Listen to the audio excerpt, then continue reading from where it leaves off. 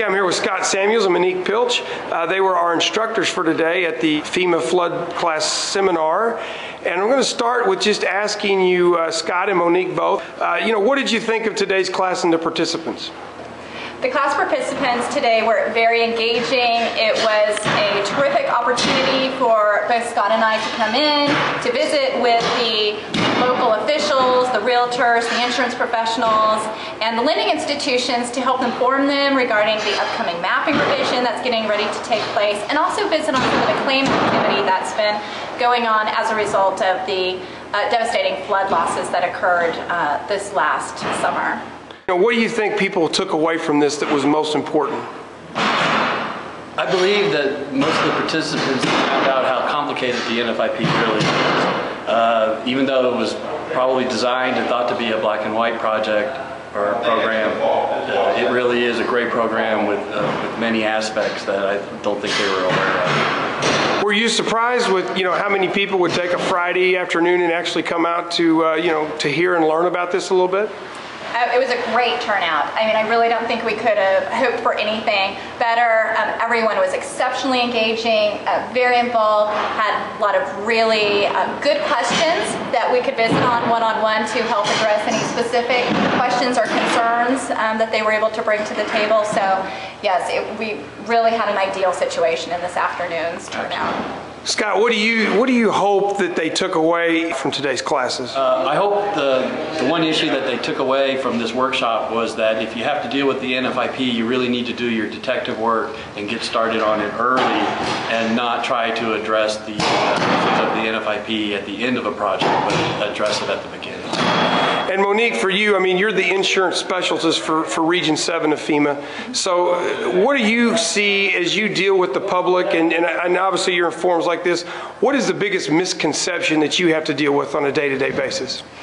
Okay, probably one of the greatest challenges that as the NFIP insurance specialist for Region 7, I'm working with communities on is to help them understand the various cost-saving options that are available to them, whether it be through the new preferred risk policy eligibility extension, which was implemented this year, effective January 1, 2011, or whether it be informing on the grandfathering rules.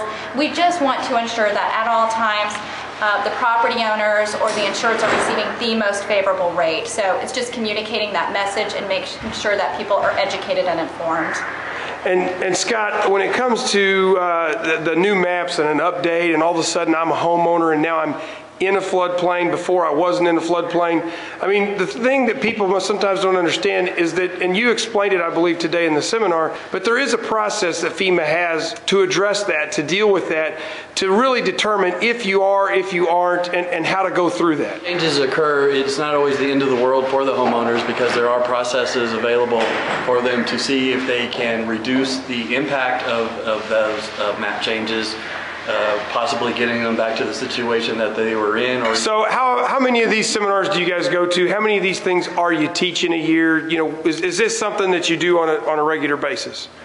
I've been fortunate to be able to teach up to 20 workshops each year in FEMA Region 7, and the outreach part of the NFIP is very important because there are a lot of changes. It's not a static program. It continues to evolve, whether it be through regulations, mapping, or even the insurance side. So it's not something that you can just learn and forget. You need to keep up to date. Is that the same on the insurance side, Monique? Yes, I mean there are a number of training and outreach events that I do have the opportunity to participate in. Really, we look at the needs. What are the needs of the community? What are the needs of the people? And we make sure that we're there, we're on site to educate and inform accordingly. And as Scott just mentioned, I mean there's a number of changes that are constantly occurring, whether it be the mapping revisions, whether it be the two major changes that occur through the NFIP insurance manual annually. So that's essentially our role and responsibility as presenters, is just to make sure that we communicate whatever the most current message is for the program. The reason that Schultz and Summers decided to host this meeting today is that the maps in the Taney County area have been updated and will become official next spring, and that's going to lead to a lot of confusion and a lot of questions. So today we've hosted an event that bankers and insurance agents and the real estate community is a part of, And what we hope to get out of this, and what we have gotten out of this, is just some great information that's been delivered by some very talented people, both with SEMA and FEMA, and we look forward to doing more things like this as these maps become used. I found the information at the seminar for FEMA very beneficial. It helps to clarify how they're always trying to find the best available data to help accurately describe and predict the probability of flood for a particular property owner. You can't do that really with any other hazard, be it a fire or a tornado or an earthquake. But with the engineering and the statistical data and the ever-improving mapping system that they have, it becomes a real benefit to the community. We've come up with a program that we're very happy with. It's basically, we know that closing these transactions is very important to a realtor and a banker, and so we've came up with a pricing scheme of between $350 and $500 that allows us to give the realtor a price when they call, and we try to have a turnaround in 7 days so that we're not the person that's holding up the closing. I am seeing a lot more interest in flood insurance from really two areas. Lenders are taking a more accurate look to see if the property they have lent money on is in a special flood hazard area.